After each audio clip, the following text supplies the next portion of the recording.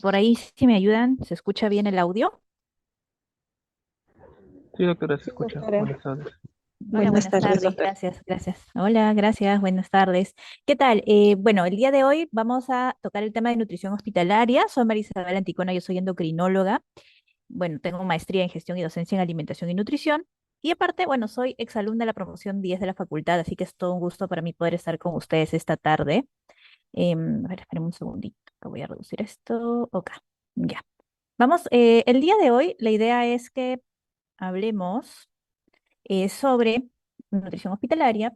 Y cuando se finalice esta sesión, la idea es que ustedes tengan en mente cómo es que se realiza el diagnóstico nutricional del paciente adulto hospitalizado y puedan estructurar un esquema de soporte nutricional adecuado para su paciente. ¿Ya?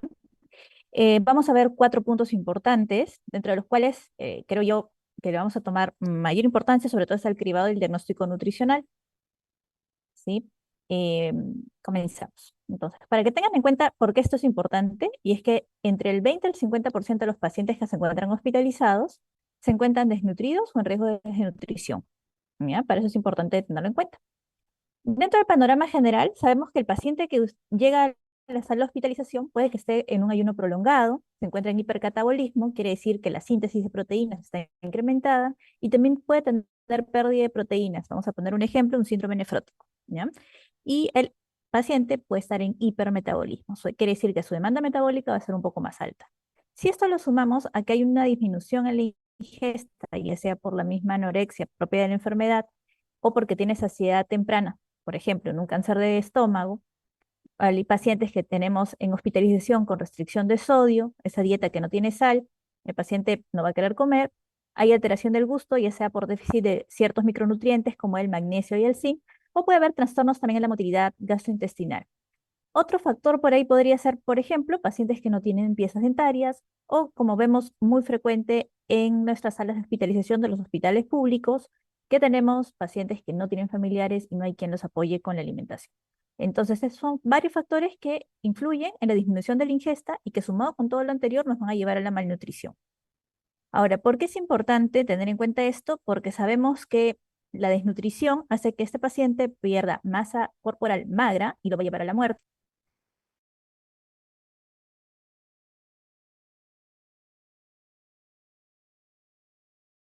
Dentro de esto tenemos que va a haber una dificultad para la cicatrización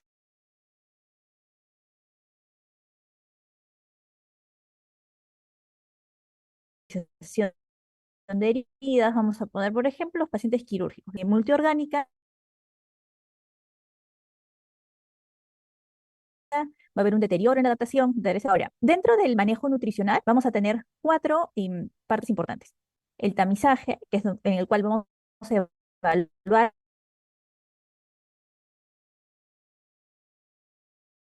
al paciente de manera subjetiva y vamos a determinar si vamos a realizar un diagnóstico, evaluándolo de manera objetiva, evaluando el laboratorio, y según eso Doctora, vamos a disculpe, se le está plantear escuchando cuál va a entrecortado. ser el plan de trabajo con ese punto 4. Doctora, si me escucha, te estamos escuchando entrecortado. ¿Se escucha? A ver, Mm, mm, ¿ahí se escucha ¿Y mejor? podría repetir? Ajá, sí, esta diapositiva.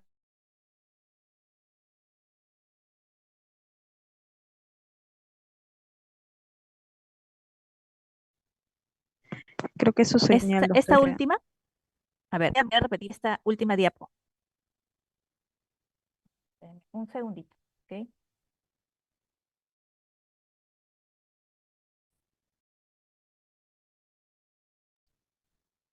¿Escucha mejor? Sí, ahora sí. Ah, ok, ya, voy a apagar el video solo para que se pueda escuchar un poco mejor. Ok. Entonces, voy a repetir esta última diapositiva por si se entrecortó, ¿ya? Lo que decía es que en lo que evalúa el manejo nutricional son cuatro puntos, ¿ya? Tenemos que tener en cuenta estos cuatro puntos que son importantes. Si bien el tamizaje me va a permitir una evaluación nutricional subjetiva, vamos a determinar mediante herramientas de tamizaje qué paciente está en riesgo de desnutrición para poder actuar, ¿sí? Luego viene el diagnóstico nutricional. Vamos a evaluar al paciente de manera objetiva, quiere decir examen físico y otras pruebas adicionales y el laboratorio. Según eso, voy a tener un plan de trabajo, voy a darle manejo nutricional a este paciente Pero no hay que olvidarnos del cuarto punto que es sumamente importante, que es el seguimiento. ¿Ya? De nada me vale instaurar un plan de alimentación, qué voy a hacer con el paciente para mantenerlo si es que yo no le realizo algún seguimiento. ¿Ya? Ahora, para lo que es, un segundo, ahí está, ya. Las herramientas de tamizaje nutricional se van a utilizar las primeras 24 a 48 horas desde que el paciente ingresa a hospitalización. Dentro de todas las escalas que tenemos para poder, o todas las herramientas que tenemos para hacer el tamizaje, voy a mencionar las dos principales escalas que se utilizan en el paciente validado para poder utilizar. Luego tenemos también otras escalas, por ejemplo, el MNA, que podemos utilizar en pacientes adultos mayores institucionalizados. ¿Qué quiere decir? Para que aquellos adultos mayores que están en casa de reposo, ¿no? O en unas clínicas especializadas para ellos. Luego tenemos al MUST, cuando yo digo el MAST, que se utiliza más que nada en el paciente ambulatorio. O sea que si por ahí a alguien se le ocurre hacer un estudio para su tesis, ahí les voy dando un dato, ¿no? Que de repente quieren ver desnutrición en paciente ambulatorio, pueden utilizar esta última herramienta para poder evaluar eso. Ahora, como les repito lo que dije anteriormente, en el tamizaje nutricional vamos a identificar pacientes con riesgos de nutrición al ingreso, nos permite ver las complicaciones relacionadas a la desnutrición y nos indica sobre todo qué paciente se va a ver beneficiado del soporte nutricional. ¿Ya? Eso es bastante importante. Ahora, esta herramienta que es la valoración global subjetiva, es una herramienta fácil de aplicar con un tiempo corto y nos va a predecir morbimortalidad en el paciente. Como ustedes pueden ver, consta de 5 partes. En la primera, donde vamos a evaluar el peso del paciente. La segunda, la ingesta con relación a lo habitual. La tercera, si tiene algún síntoma gastrointestinal. Cómo está la capacidad funcional del paciente. ¿Sí? Si es que está realizando algún trabajo o ya se encuentra postrado. Y vamos a, según el diagnóstico principal, vamos a determinar cuál es la demanda metabólica de este paciente, vamos a verlo y solo con verlo podemos determinar de repente ha perdido grasa subcutánea, masa muscular, tiene edemas, hay ascitis y según eso determinamos si el paciente se encuentra bien nutrido o no. La otra escala que utilizamos es el NRS 2002, que esa sí está validada, como les expliqué, y va a constar de 2 partes. Un screening inicial en donde tenemos estas 4 preguntas, y si es que alguna respuesta de estas 4 preguntas es afirmativa, vamos a ir hacia el screening final. Si todas las respuestas, ojo, todas las respuestas son negativas, ¿qué se hace? Se reevalúa el paciente de manera semanal, sobre todo en aquel paciente que va a entrar a una cirugía mayor, sí tenemos que evaluarlo constantemente, sobre todo para evitar el riesgo de malnutrición en el perioperatorio. La segunda parte de este screening vamos a tener estas 2 subpartes, el estado nutricional y la severidad de la enfermedad, en lo cual vamos a puntuar del 1 al 3 dependiendo lo que presente el paciente. ¿Sí? Por ejemplo, miren, en el estado nutricional tenemos una pérdida de peso más del 5% en los últimos 3 meses o una ingesta inferior al 50 o al 75% en la última semana. ¿Sí? Consta de 2 partes cada ítem. ¿Qué tienen que tener en cuenta? Que escogemos, en este caso, que es el peor estado en el que se encuentra el paciente. Vamos a poner un ejemplo. Puede que tu paciente tenga un buen índice de masa corporal, por ejemplo, tiene 23 de índice de masa corporal, pero ha bajado vamos a ponerle un 15, 16% en los últimos 3 meses. ¿Sí? Por más que podría estar de repente en una desnutrición leve, el puntaje que le dan para mayor puntaje el hecho que ha perdido más del 15% en los últimos 3 meses. ¿Sí? Entonces, vamos a puntuar lo que nos dé el peor estado del paciente en ese momento. ¿Sí? Esto nos va a dar puntos en el estado nutricional, puntos en la severidad de la enfermedad. ¿Y qué hacemos al final? Sumamos estos 2 puntajes. Bien, un ratito quiero a ver, ya. Sumamos estos 2 puntajes y si es que tu paciente tiene más de 70 años, le sumamos un punto adicional. Si esta sumatoria es mayor o igual a 3, tu paciente tiene riesgo de malnutrición y vamos a iniciar el manejo nutricional. Si tiene menos de 3, lo tenemos que evaluar semanalmente. Eso quiere decir, no es que el paciente se quedó ahí y nunca más lo vi, no, sino que tengo que reevaluarlo, sobre todo si es que ese paciente va a ser sometido a una cirugía mayor, tenemos que iniciar algún soporte perioperatorio. ¿Ya? Ahora, la evaluación nutricional objetiva va a tener varias partes, dentro de las cuales está evaluar lo que es la historia clínica, evaluar el examen físico, el laboratorio del paciente y realizar la antropometría. Cuando hablo de historia clínica, vamos a evaluar los antecedentes de ese paciente, sobre todo fisiológicos, patológicos, cuál es su historia nutricional, qué hábitos tiene, qué es lo que come, qué le puede causar alergias, a qué es intolerante, si ha habido cambios involuntarios en el peso, cómo ha estado la ingesta y el apetito los últimos meses, las últimas semanas incluso, cuál es su función intestinal, qué tanta actividad física tiene y si toma algún medicamento o tiene algún suplemento actualmente. En el examen físico, de hecho, es algo bastante sencillo, ver el peso, que nos va a dar una idea de cómo está el estado nutricional global de nuestro paciente y sobre todo vamos a evaluar si es que hay un porcentaje de cambio de peso de manera involuntaria con esta fórmula. Luego tenemos el índice de masa corporal, que también es bastante inespecífico, pero nos da una idea del estado nutricional global del paciente. Ahora, cuando yo digo índice de masa corporal es inespecífico, yo quiero que ustedes imaginen eh, a Tongo versus Arnold Schwarzenegger en sus mejores momentos y que los dos pesen 100 kilos, ¿sí? O sea, probablemente tengan el mismo índice de masa corporal, pero se dan cuenta que la composición corporal es distinta, ¿no? Entonces, por eso es que yo digo que es como que nos sirve como una herramienta de screening muy específica de manera global, pero nos orienta en estos casos, ¿sí? Ahora, dentro de lo que es la evaluación nutricional objetiva, tenemos estas herramientas que nos van a permitir evaluar al paciente, como es la bioimpedancia, el DEXA, la tomografía y la ecografía. Pero para realizar bioimpedancia a los pacientes o porque por tomografía evalúen el problema, el estado nutricional de nuestro paciente. Es bastante difícil encontrarlo.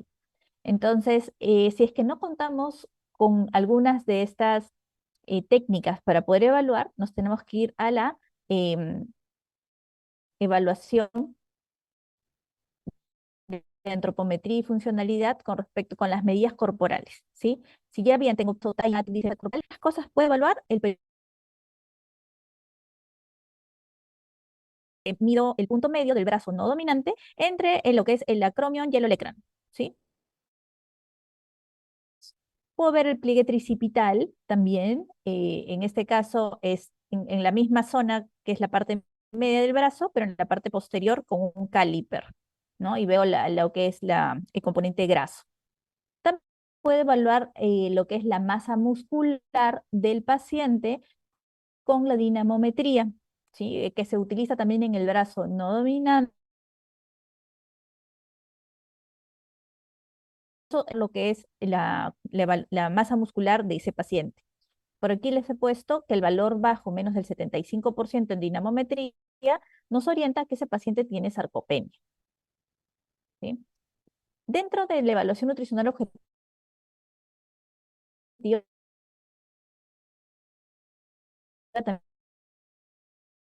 también tenemos el examen de laboratorio. Y algunos piensan que es un marcador excelente para valorar el estado del paciente. Sin embargo, la albúmina puede estar disminuida en estados inflamatorios. Cuando tenemos albúmina, va a estar baja. Es una proteína de fase aguda, ¿sí? Una vez que se probablemente vaya subiendo poco a poco. Sí. También tenemos, por ejemplo, la prealbúmina, la proteína unida al retinol, que se puede utilizar. En algunos casos, también ustedes han podido escuchar por ahí, de repente, los linfocitos. El paciente tiene,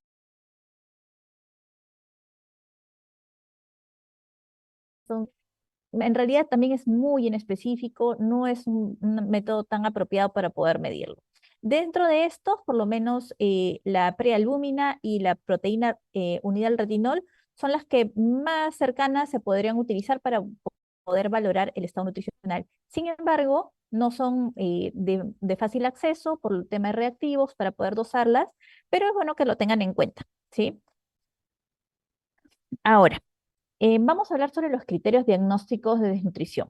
Ya detecté este paciente por una herramienta de tamizaje que tiene riesgo a malnutrición. Luego, voy a hacer el diagnóstico. ¿Cómo va el diagnóstico? Con estos criterios que yo tengo aquí, que es el criterio fenotípico y el criterio etiológico.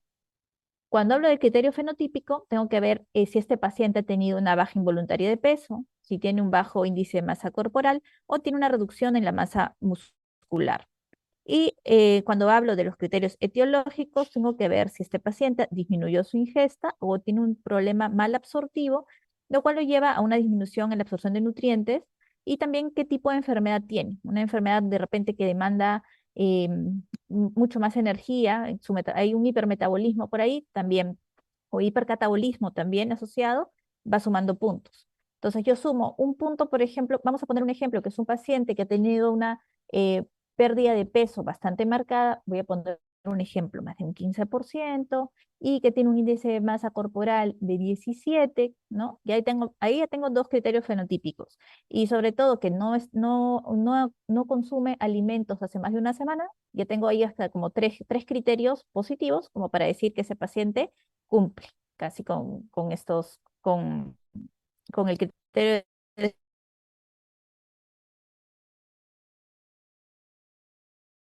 desnutrición. Ahora, ¿cómo moderada o severa? Y eso lo voy a determinar por el porcentaje de baja de peso, por el índice de masa corporal que tiene ese paciente y por la masa muscular reducida, que puedo medir por la dinamometría, ¿sí? O por la circunferencia muscular del brazo, cuando éste se encuentra por debajo del percentil 5 o entre el percentil 5 a 10 para decir que este paciente tiene una desnutrición moderada, ¿sí? Entonces, con eso determino si es por ejemplo, este paciente sí tiene una desnutrición, vamos a poner en este caso severa, ¿ya? Ahora, lo que les he colocado aquí es el resumen de lo que está en las guías, de lo que se habló sobre estos criterios, que le dicen los criterios GLIM, que nos ayudan a llegar a un diagnóstico nutricional en el paciente. Como les mencioné, tiene criterios fenotípicos y criterios etiológicos, ¿no? Y donde lo que sí tenemos que evaluar es que ha habido una pérdida de masa muscular que lo podemos evaluar ya sea por estas técnicas que ya les comenté, que es la bioimpedancia, el DEXA, la tomografía o el ultrasonido. Si es que no tengo eso, puedo utilizar algunas medidas antropométricas o el examen físico, ¿sí? Y si es que yo diagnostico que este paciente sí, pues tiene una disminución en la masa muscular, ya está dado el diagnóstico de malnutrición y tengo que hacer un plan de trabajo para hacer que ese paciente no se deteriore y salga a flote, ¿sí? La segunda parte de esta sesión, vamos a hablar sobre la estimación del gasto energético, ¿sí? Para hablar del gasto energético, el gasto energético total está compuesto por tres partes. Por el gasto energético basal, que es lo mínimo que necesitamos para que nuestros órganos funcionen, ¿ya? Que eso vendría a ser como solo respirar y que mi corazón lata y que mi cerebro funcione, ya, eso es más o menos el 45 al 75%. Está compuesto por la termogénesis inducida por los alimentos, que es aproximadamente el 10%. ¿Qué quiere decir eso? Es la energía que necesita mi cuerpo para poder procesar lo que come. O sea, de repente, si hoy se han comido su arroz con pollo en el almuerzo, su cuerpo ha gastado el 10% de toda su energía para poder procesar ese arroz con pollo. Si yo sumo el gasto energético basal con la termogénesis inducida por los alimentos, me da el gasto energético en reposo, ¿sí? ¿Qué otra cosa más tengo que tener en cuenta? Que el gasto energético total también está compuesto por la actividad física, ¿sí? La actividad física, en este caso, para pacientes hospitalizados, va a ser como que el 20% del requerimiento total que tenga. Ahora, en pacientes hospitalizados que estén en reposo absoluto, vamos a poner como un factor de actividad física 1.2 que vamos a utilizar. ¿Ya? Y 1.1 si en caso está en cama. Ahora, esta tablita que les he colocado aquí a mano izquierda, que pueden ver acá abajo, ¿sí? Vamos a poner acá. Esta tablita aquí, si ustedes se dan cuenta, hay factores de actividad física que podemos multiplicarles o que incrementan este gasto energético. ¿sí? Pero vamos a poner un ejemplo. Cirugía menor le ponen un factor de estrés 1 a 1.1. Una peritonitis tiene hasta 1.3. Algún factor que incrementa aquí el gasto energético, por ejemplo, una quemadura puede ir hasta 2, ¿no? Pero es algo como que bastante inespecífico, pero no, ¿cómo les puedo decir? No es algo tan estandarizado porque no existe como que una tabla que me diga, por ejemplo, para neumonías aumenta 1.15, pero vamos a poner un ejemplo, para una pancreatitis va a aumentarle a 1.5. O sea, no hay alguna tabla tan específica que nos dé datos tan precisos como para poder calcular mediante este método un gasto energético total en una persona, ¿ya? Y es por eso que ¿cómo lo podemos estimar? Utilizamos algunos valores que ya se han estimado, que por ejemplo para calcular el gasto energético basal en una persona hospitalizada adulta es de un 20 o 25% de kilocalorías por el kilo de peso, ¿sí? Ahora, un gasto energético total para mantener el estado nutricional del paciente y hacer que ese paciente no baje de peso durante la hospitalización, se sabe que es entre un 25 a 30 kilocalorías por kilo de peso. Y si queremos hacer que nuestro paciente tenga un balance positivo, energético positivo, el factor por el cual voy a multiplicar su peso es por 35, ¿ya? Es la mejor manera de poder estimar el gasto energético. Si por ahí ustedes recuerdan, si por ahí recuerdan, de repente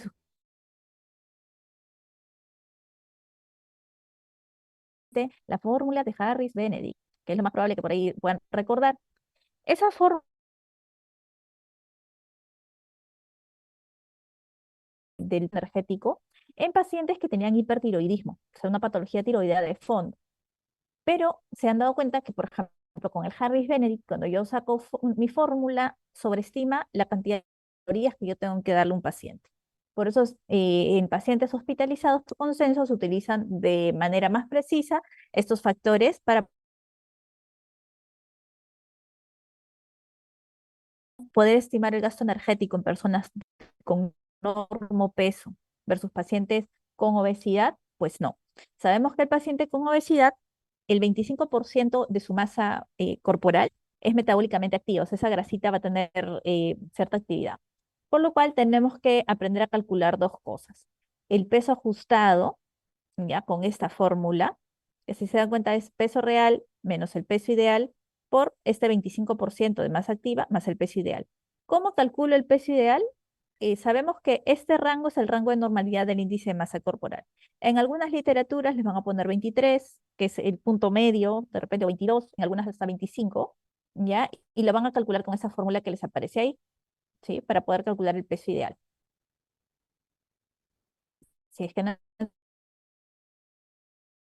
entendieron la fórmula es esta, ¿ya? Por ejemplo, 22, que es el índice de la talla en metros al cuadrado, ¿sí? Y ahí les va a salir como cuál es el peso ideal del paciente para que puedan reemplazarlo en esta fórmula, ¿sí?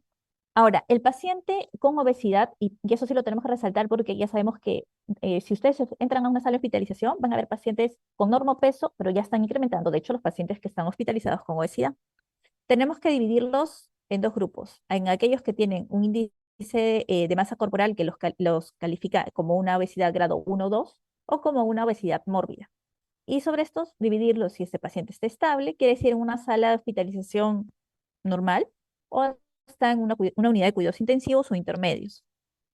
Más o menos para que tengan en cuenta, cuando ustedes calculen el gasto energético en estos pacientes con obesidad grado 1, grado 2, que están en sus salas de medicina, tienen que multiplicar 25 por el peso ajustado, ¿sí? Ya saben cómo se calcula el peso ajustado. Y eso le va a dar la cantidad de kilocalorías al día. Y en pacientes con obesidad mórbida va a ser 25, pero por su peso real, ¿ya?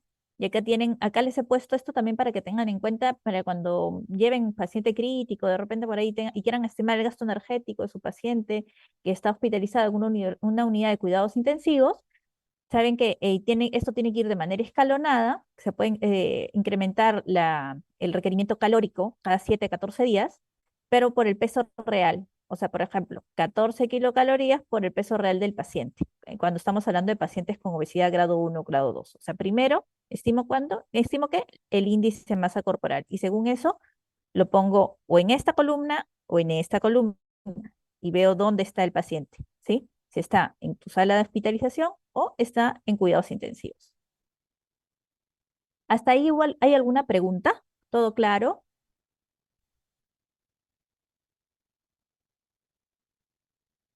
¿Hay alguien ahí con vida? ¿Todos bien? Sí, Sí, doctora. doctora, todo claro. Doctora, en cuanto Ya, al muy peso bien. Entonces, ajustado sí. y al peso Ujú. real, al peso ideal es con la fórmula, ¿cierto? Pero el peso real es el que nos arroja una balanza, ¿o cuál? ¿O hay otra fórmula? El peso del paciente. O sea, vamos a tu paciente pesa. Claro, claro. Sí, sí, sí. O sea, el peso real es, vamos a poner un ejemplo, 130 kilos. ¿Sí? Entonces, con 130 kilos y la talla de tu paciente, tú vas a calcular cuál es su peso ideal. ¿Ya? Vamos a poner un ejemplo. Que tu paciente mida 1,70 m. ¿Ya? Está pesando cojan ahí sus calculadoras. Está pesando 130 kilos tu paciente. Mide 1,70 m. ¿Ya? Entonces pones 1,7 por 1,7, ¿no? Porque está en metros. Y, por ejemplo, en este caso lo vamos a multiplicar por 22. ¿Cuánto te sale? 63,58.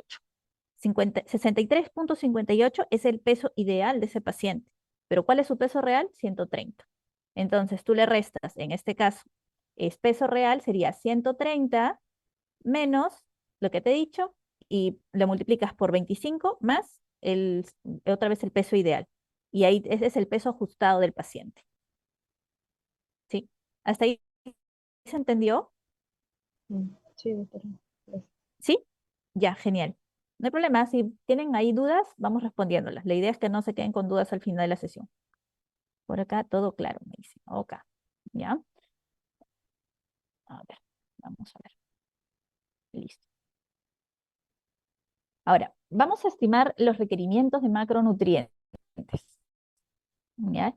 Como ya saben, tenemos tres macronutrientes importantes: los hidratos de carbono, los lípidos y las proteínas. De esos tres, ya sabemos que las proteínas no se almacenan, ¿ya? No se almacenan, eso ya lo sabemos bien. ¿Qué es lo que nos dice usualmente la Organización Mundial de la Salud? Que nuestro requerimiento de carbohidratos o de hidratos de carbono tiene que ir más o menos entre un 50 o 60% en la dieta, más o menos entre un 25 hasta un 20, hasta un 35% en lípidos y el resto en proteínas. ¿Ya? Muchos van a escuchar que de proteínas se requiere 0,8 gramos por kilo de peso, ¿sí? Pero eso es como para alguien sedentario que no tiene mucha actividad, ¿no? En paciente hospitalizado cambia eso un poco, ¿sí? ¿Por qué? Porque el requerimiento de proteínas usualmente tiende a ser mayor porque el paciente está hipercatabólico e hipermetabólico. Y como es un macronutriente que no se almacena, es importante tener un buen aporte en el soporte nutricional, ¿ya? Y los requerimientos de este paciente, esto se los he puesto bajito, pueden variar según la patología, ¿ya? Ahora, cuando hablamos del requerimiento de proteínas, sabemos que en nosotros que estamos sanos actualmente, tenemos tres formas por las cuales es como que tenemos pérdidas nitrogenadas. En la mayor parte, en lo que es en orina, 10 un 20% en deposiciones y un 5% en pérdidas insensibles, que puede ser, por ejemplo, por pérdida de piel, ¿no? De tegumentos. ¿Ya? Por ahí se va perdiendo un poquito. Ahora, esto variará en la enfermedad. Como les comenté, el requerimiento proteico se incrementa. ¿Por qué? Porque este paciente está hipercatabólico y también tiene un incremento en pérdidas de proteína. ¿Ya? Entonces, ¿cómo estimo el catabolismo en el paciente? En sí tenemos métodos de laboratorio para estimarlo, ¿ya? Y acá tenemos el índice catabólico de Bristen. Este nos va a permitir saber si es que tu paciente está hipercatabólico o no, midiendo el nitrógeno ureico urinario en 24 horas. ¿Sí? ¿Hay alguna pregunta? Porque creo que alguien abrió su micrófono. ¿No? Ya, continúo.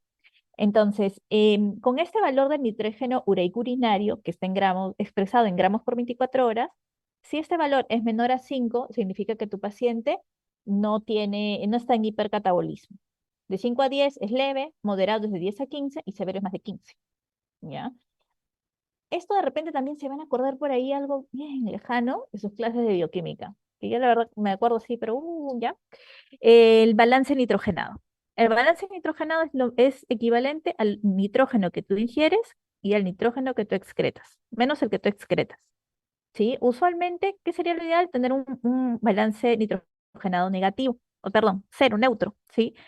Estos pacientes pueden tener un balance nitrogenado negativo cuando el tiempo de ayuno va incrementando, ¿ya? Como para que ustedes se den cuenta, por cada gramo de nitrógeno que se va perdiendo, más o menos se pierde 30 gramos de masa magra.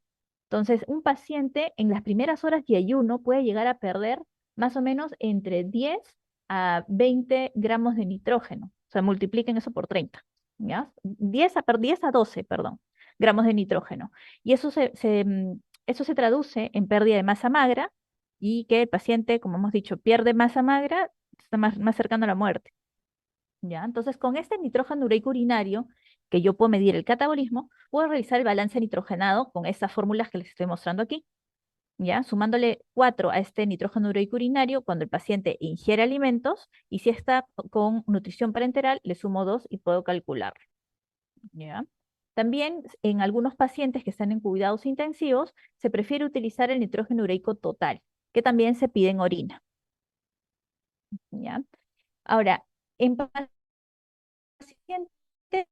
con obesidad también puede haber el requerimiento proteico varía un poco, ¿sí? Tenemos que tener en cuenta que en esos pacientes, dependiendo el grado de obesidad que tengan y dónde estén ubicados, más aproximadamente es de 1,5 a 2 gramos de proteína por kilo de peso ajustado al día. ¿Ya? Eso lo corrigen por ahí. Vamos a hablar ahora de la última parte, ya estamos terminando, sobre los tipos de nutrición. Yo sé que por ahí ustedes cogen las historias clínicas de la hospitalización y encuentran esto escrito, ¿no? Dieta completa, hiperproteica, no sé, en 4 tomas, y ustedes dirán, ¿qué es eso? Están así como el dibujito del costado. Bueno, cuando hablamos de regímenes nutricionales, tenemos que evaluar estos 5 puntos, ¿sí? Para llegar a dieta completa, hiperproteica, todo esto, ya tengo que pasar primero por saber qué compone esta dieta. Vamos a hablar de la consistencia. La consistencia es cómo está preparada, cuál es la consistencia de esa preparación. Por ejemplo, o es una dieta líquida, no sé, es como agüita nada más, es que tiene muy bajo aporte de nutrientes y de calorías, también si la comida la licúan, ¿ya? Puede ser el aporte también insuficiente o papilla, y puede ser un aporte normal cuando esta dieta es blanda o normal. No sé si ustedes han leído, por ejemplo, en algunas indicaciones, dieta blanda o dieta completa, que también le ponen, o dieta líquida. Por ejemplo, los pacientes que recién salen de alguna operación, les ponen dieta líquida, ¿no? Todo líquido para probar tolerancia. Comenzamos así con los pacientes, ¿no? Luego hablamos de la digestibilidad.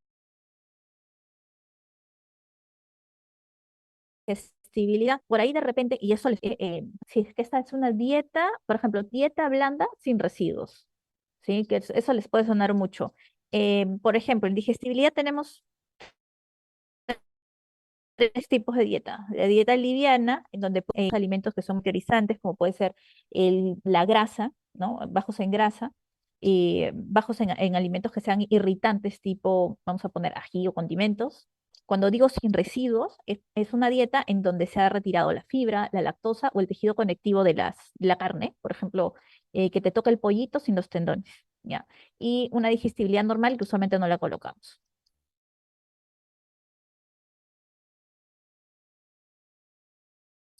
En el aporte nutritivo podemos poner hipocalóricas o normocalóricas o proteicas, hiperproteicas o normoproteicas o por ejemplo sódicas para pacientes que tienen, vamos a poner un ejemplo, pacientes que tienen falla cardíaca, que están en su etapa aguda, tú dices, vamos a darle una dieta hiposódica, ¿sí? Esta vez por el aporte nutritivo. Y cuando hablamos de el horario, si es que se lo doy en normal,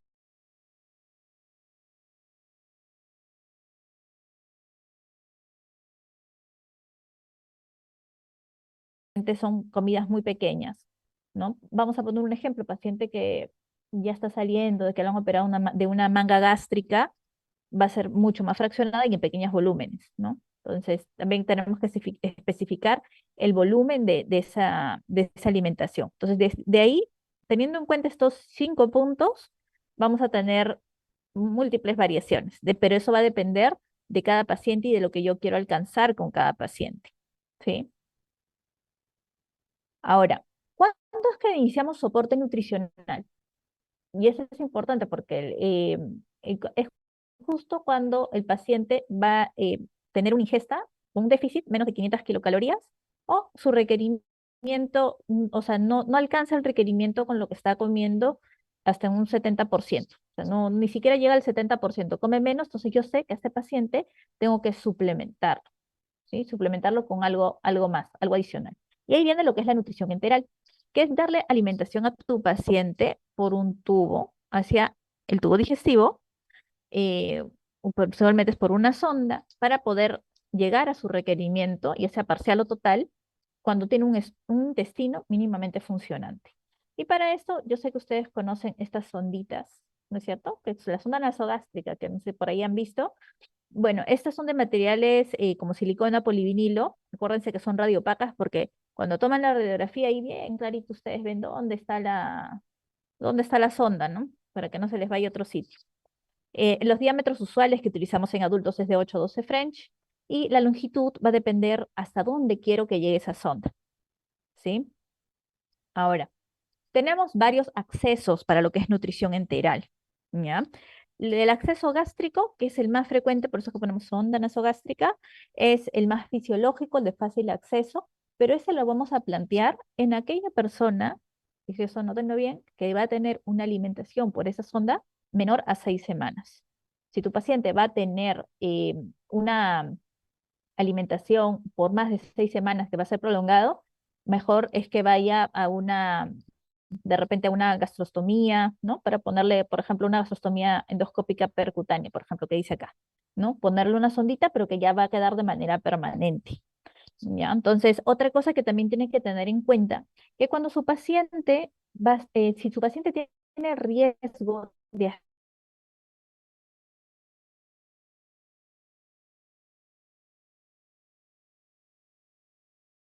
aspiración, ¿ya? Lo ideal es que la sonda, si no sentar como que unos 30, 45 grados, puede ser nasogástrica, ¿sí? Solo llegar hasta el estómago. Pero si tiene riesgo de aspiración, va hasta el intestino, ¿ya? En los accesos postpilóricos, ¿ya? Por eso he puesto una rayita por aquí, ¿ya?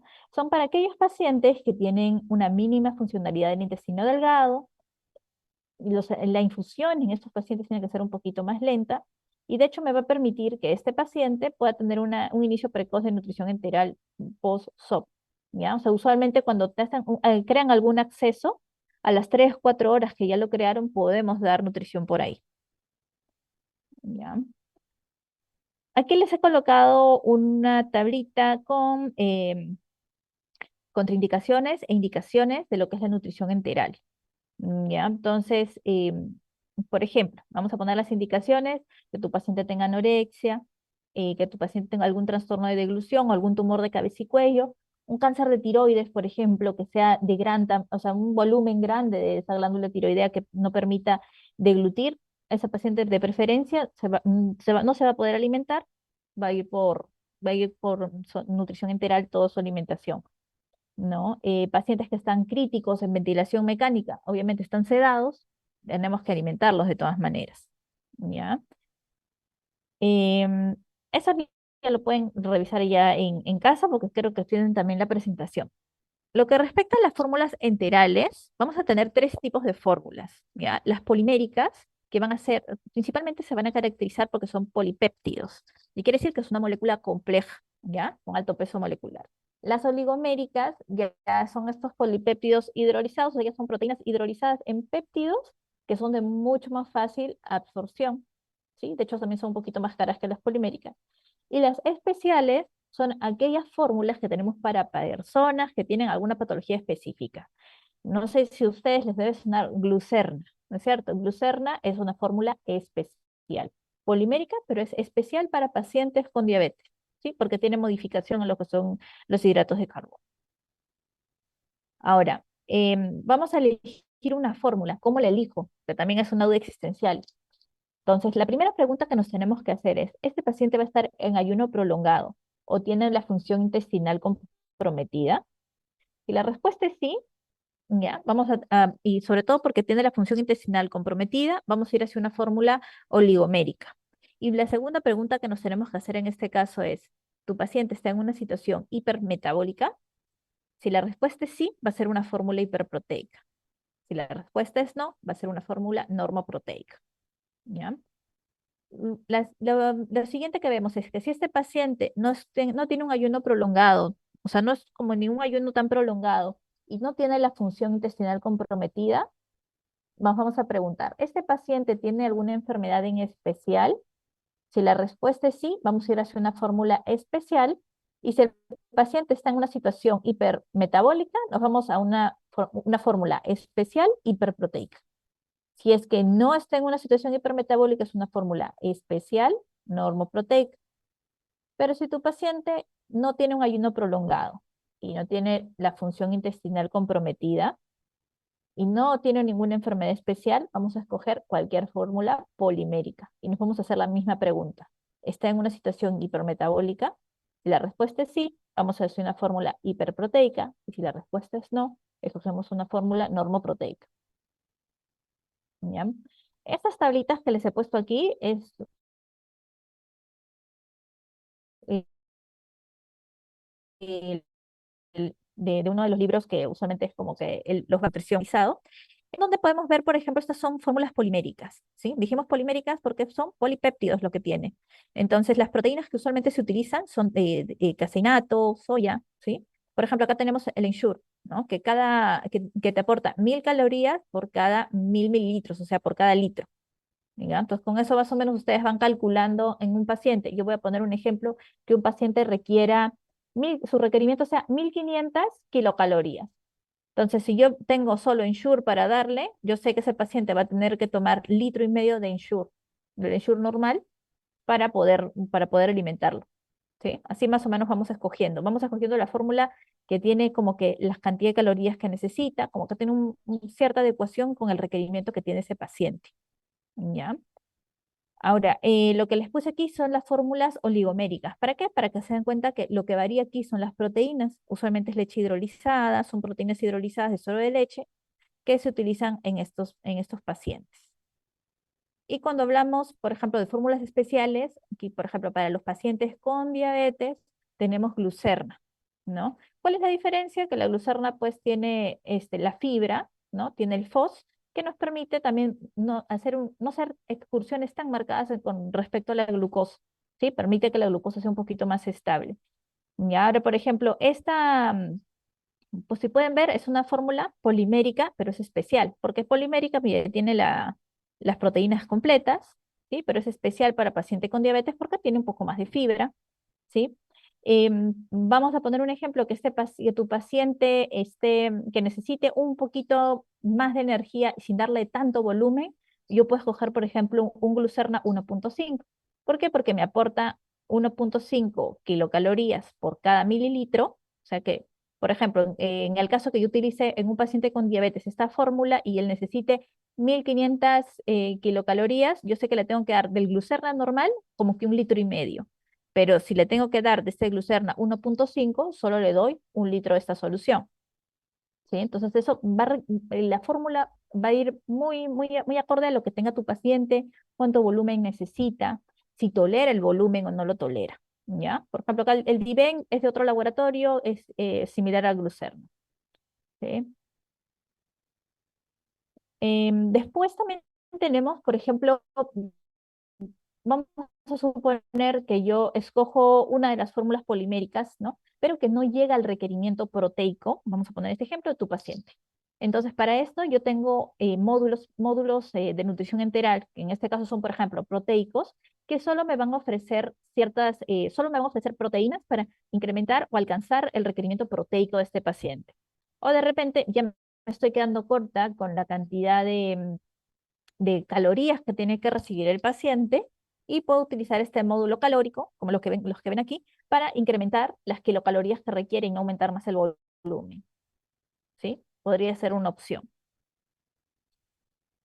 Y aquí les he colocado, para que las conozcan así en vivo y en directo, ¿sí? Si bien ustedes conocen el glucerna, de repente el glucerna como en polvo, que es para restituir, o sea que son como 6 medidas en, 5 medidas en 200 mililitros.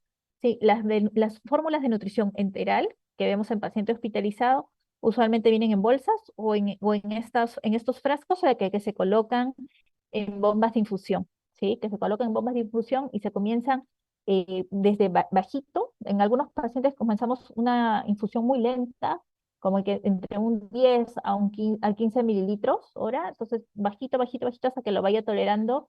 Y usualmente la tolerancia se va viendo entre los 7 y los 10 días que ya se puede ir incrementando, ¿no? Pero el paciente de hecho se va nutriendo. La idea es que no se desnutra más, o sea, más que por el problema, el estrés que le genera la enfermedad, que puede hacer que el paciente esté hipercatabólico, hipermetabólico y que pierda peso y se desnutra, no darle un factor adicional que es no alimentarlo. Ya, entonces, y acá viene la pregunta, entonces, ¿para quién va nutrición parenteral? Porque ya te hablo un montón de nutrición enteral, entonces, nutrición parenteral, ¿para quién es? Solo para aquel paciente que no puede utilizar el tubo digestivo o que no logra alcanzar su meta en lo que es por vía enteral, ¿sí? Porque hay pacientes que están con nutrición enteral, pero ni con eso alcanzan la dieta. Vamos a poner un ejemplo, un intestino corto, ¿ya? Paciente que lo han operado, tiene una isquemia intestinal bien extensa, se le está dando un poco de nutrición enteral, pero no se llega al requerimiento, podemos asociarlo con nutrición parenteral. O aquel paciente que ya no recibe nutrición, no puede recibir nutrición enteral, pero no lo podemos tener sin alimento en ayuno constante todo un tiempo de hospitalización prolongado, vamos con nutrición parenteral, ¿sí? Pero solo lo reservamos para aquellos que no pueden utilizar el tubo digestivo o que no logran la meta nutricional por vía enteral, ¿ya? Eso que quede súper claro. Entonces, quiero saber si hasta ahí se cumplió el logro de la sesión. Pueden abrir sus micrófonos, hacer preguntas. ¿Todo claro? ¿Todo bien? Sí, doctora, una pregunta. Esas Sí. fórmulas enterales, usted dijo que se podía administrar por sonda nasogástrica o dependiendo a la longitud que deseamos alcanzar, ¿cierto? ¿Esa Sí. administración por sonda también es con bomba perfusora o solamente es por gravedad? Usualmente es con bomba de infusión, pero si ustedes se van, así yo les apuesto, porque cuando yo he hecho la resi en el Loaiza. Bombas de infusión, sin mentirles, habían creo que 5 para una sala de hospitalización y eso es demasiado. Entonces, darle como que una bomba de infusión más para pasar a alguien alimentación era prácticamente imposible. La otra forma, o sea, podemos calcularlo por goteo, pero eso es súper artesanal. El gol estándar es bomba de infusión. Si es que ustedes están en el día a día, puede ser por goteo, le sacan ahí su cálculo y llega, o sea, el cálculo en sí lo saca el área de nutrición. La otra opción es infusión lenta por bolos, ¿sí? Por bolos. Pueden darle, por ejemplo, vamos a poner un ejemplo, 200 mililitros cada 6 horas. Y cumplen, o sea, por ejemplo, de toda la fórmula, vamos a poner un ejemplo que tu paciente necesite este que dice acá Fresubin HP, ¿ya? Que viene un poquito más concentrado. Entonces, yo sé que ese paciente tiene, eso idealmente, como ustedes ven, tiene acá su tapita moradita, ¿no? Ahí está. La tapita moradita para que, a ver, para poder conectarlo con la bomba de infusión y todo, ¿no? Con toda la vía. Pero en algunos casos podríamos darlo por sonda, o sea, en la sonda, pero con bolos, ¿sí? Pero eso es súper artesanal, esa ya es tu última opción, ¿ya? Tu última opción. ¿Qué es lo ideal? Que sea con bomba de infusión. Ahora, otra cosa, por ejemplo, nosotros, ¿qué tenemos en mente? Alguien que está con la infusión de la nutrición, que está postrado, pero hay pacientes que pueden deambular. Entonces, lo que se logra o lo que se intenta hacer es, por ejemplo, darle la alimentación mientras que el paciente o de repente está durmiendo o en la noche, cosa que en la mañana de repente pueden deambular un poco o dejamos manejamos la infusión de tal manera una ventana de tiempo en la cual pueda deambular. También se puede hacer eso.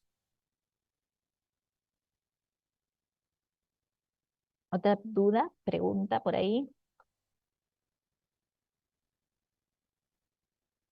¿Todo bien?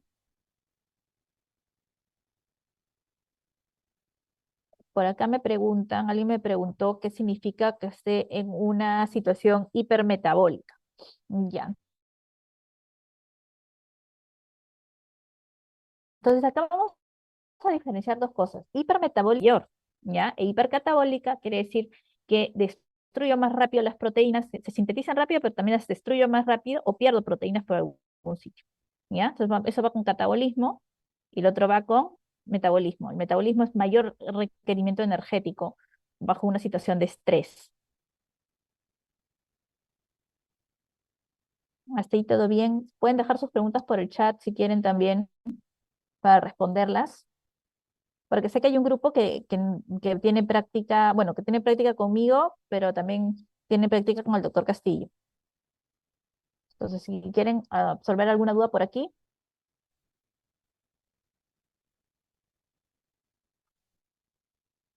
ok. Si no hay más dudas, no hay ninguna otra Doctora, pregunta. Sí, doctora, una pregunta. Entonces, este tipo de dietas, si hablamos de una hipermetabólica, no estaría ay, espérame. Un ratito. Vuelve a repetir tu pregunta porque te escucho bien entrecortada. a los pacientes pues tienen un hipercatabolismo, ¿no? A ver, porfa, ¿puedes repetir tu pregunta porque te escuché súper entrecortada? Sí, doctora. Le preguntaba si este tipo de términos aplicaría para oncológicos. Para oncológicos. Perdón, este tipo de dieta. Claro, o sea, la dieta va para, a ver, siempre y cuando tu paciente no cubra su requerimiento, ya como dije, si no llega ni al 70% del requerimiento o tiene un déficit de 500 kilocalorías, tengo que irme con una fórmula enteral adicional a lo que está comiendo, ¿ya? Y eso incluye pacientes, vamos a poner oncológicos, hasta gran quemado, que también debería ir, ¿no? Ten en cuenta que, por ejemplo, vamos a poner el factor de estrés, de repente lo puse en ese cuadrito donde puse todo el gasto energético total. Si ustedes se dan cuenta, ese cuadrito bajito tiene un factor de estrés, que les expliqué que no existe un factor de estrés para todas las patologías que hay en el mundo, ¿ya? Pero por eso es que utilizamos el método factorial, que multiplicamos, por ejemplo, 25 por el kilocalorías por kilo de peso, ¿no? Las enfermedades te generan mayor, o como que un mayor requerimiento de energía, dependiendo. Vamos a poner un ejemplo. Una neumonía no va a ser lo mismo que un paciente gran quemado. Vamos a suponernos que nos ingresa una paciente con quemadura extensa del 70% de la superficie corporal. No es lo mismo que alguien que venga, por ejemplo, por una diarrea.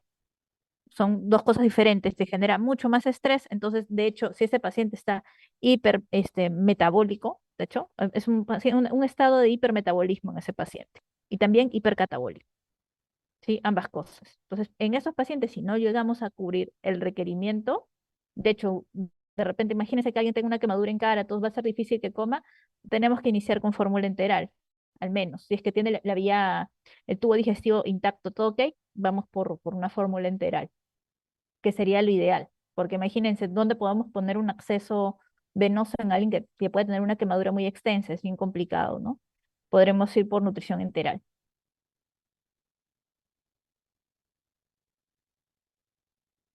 ¿Todo bien hasta ahí? ¿Todo claro? ¿Alguna otra duda? No sé si respondí bien tu pregunta.